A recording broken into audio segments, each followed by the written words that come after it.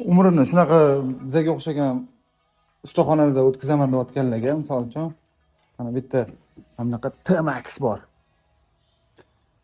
Yuraverasizlar, bu yoqdan bu yoqqa.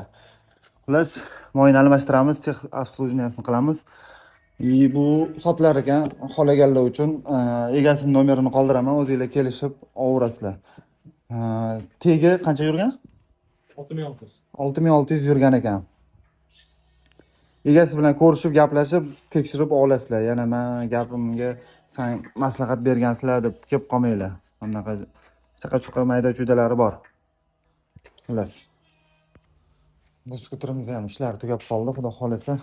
Qilingan ishlari karburator, rem komplekt almashdi, filtr almashdi, benzinniki воздушный filtr almashildi, shlankalari almashildi, svicha plus. Svicha mana bunaqa svicha qo'yildi. Bilganlar yozib olsin qanaqa svichaligini. Kolodkalar mana bu ahvolda bo'lgan. Shu ahvolda yurgan.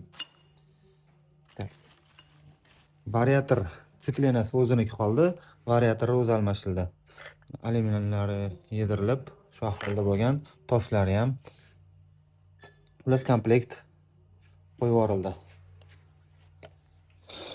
Akkumulyatori zaryadga qilib berildi, anchadan beri yotganiga. Moy almashildi. Birinchi oddiyroq moyda pramivka qo'rilib, keyin bitta yaxshi moy quyildi. Moy ahvoli juda og'ir. Plus anaqasiniki ham, korobkasining moyi ham almashildi.